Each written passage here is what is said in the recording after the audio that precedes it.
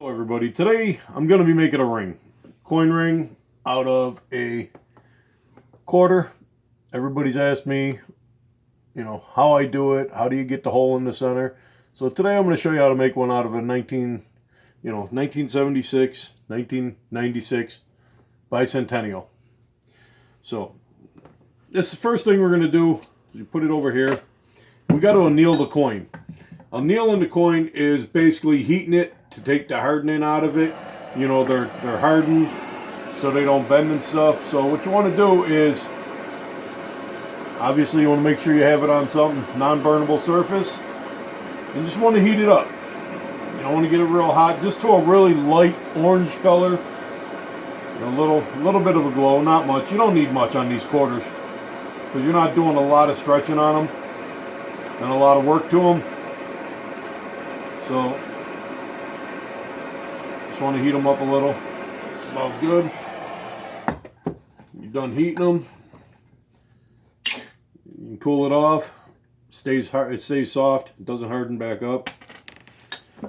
Then what you're going to do is you're going to take the punch and dies from Jason's Works. It's a centering punch. What it does is you got these little washers. Coin fits right inside of it, the quarters. Put it back down inside here. There you can see it. Kind of holds it dead center there. Screw the top back down. You don't got to screw it tight just till it touches. Take the punch. Put it right down in the center. Give it a few good hits.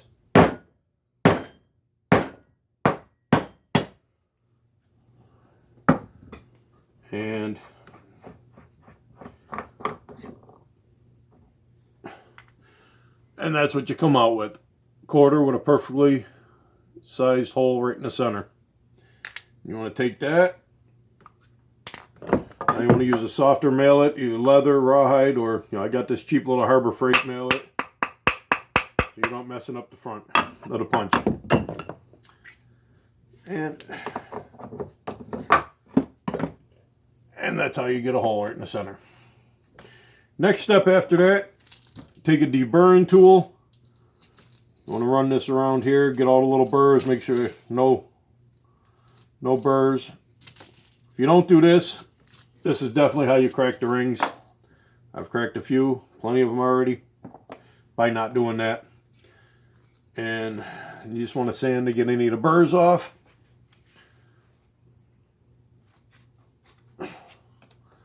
That looks pretty good. Then your next step, take these dies. These are also from Jason's Works. They're a 17% die. You got size for the dimes, quarters, and they go all the way up to silver dollars. But for the quarters, we're going to use this one. You take the quarter, whatever side you want out, you push down. Now, for instance, this one I'm going to be having the date side out. So you set it here into the ring press here. You take your little metal starter cone, place it in the center there, and just give it a pull.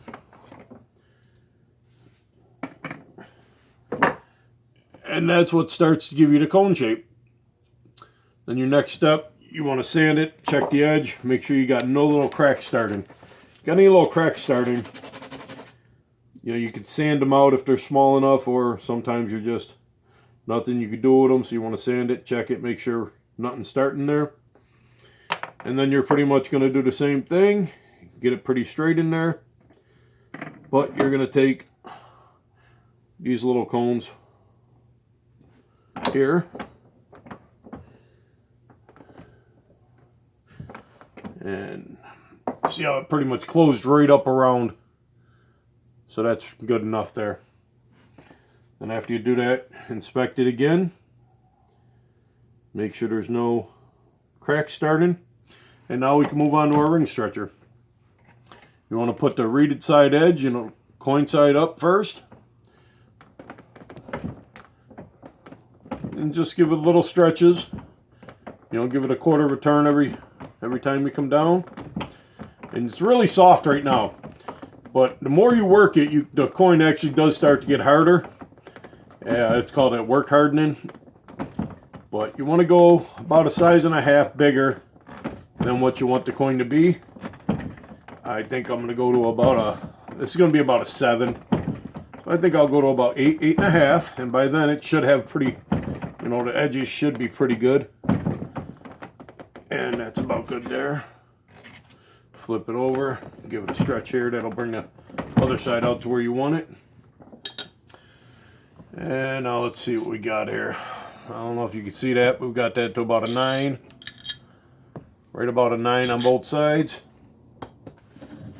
So we want to bring this down to size 7. So with these, we can actually, I don't got to use the dies. Quarters are actually small enough that I can use the actual ring sizer on the press itself. You stick it in, put the reeded side first, and give it a pull. Flip it over.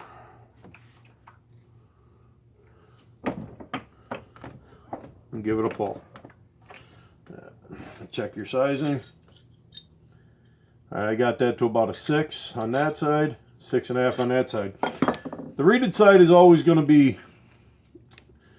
a little bit smaller to start with because you got a lip inside of here from folding it.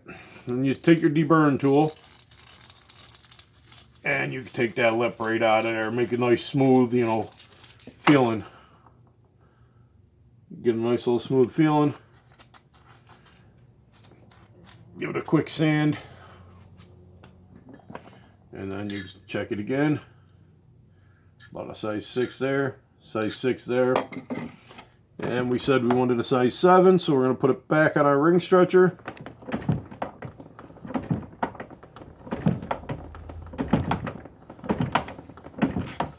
And that should be size 7. So the next step after that, what you're going to do is put it into a jeweler's pickle for about 3 to 5 minutes, and that'll take all the scaly burntness off from the torch. But I'm not going to bother you with them sitting here waiting, so I'll get right back with you.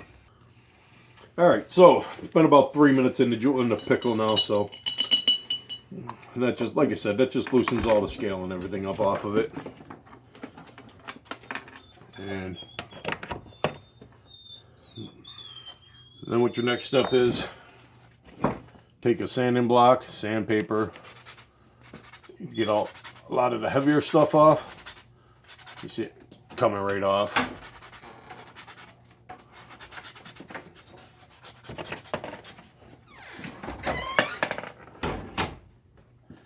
Hit the inside a little bit with this.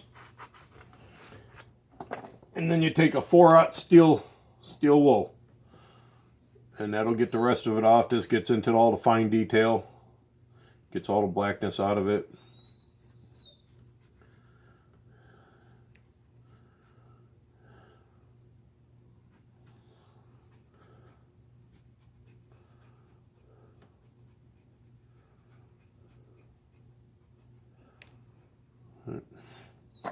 You take regular jewelry wipes, give it a wipe,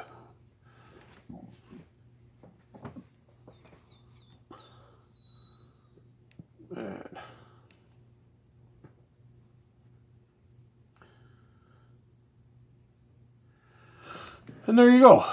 There's his ring.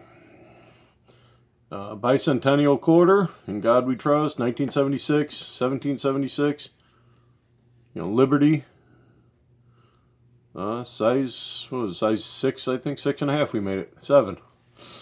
And so, if you like this video, please subscribe, leave a comment, hit the like button, and if you were interested in any of these rings, I do not do it as a business, I do it as a hobby, so, you know, get a hold of me on my email. I do these really, really cheap. Thank you very much. Have a good day.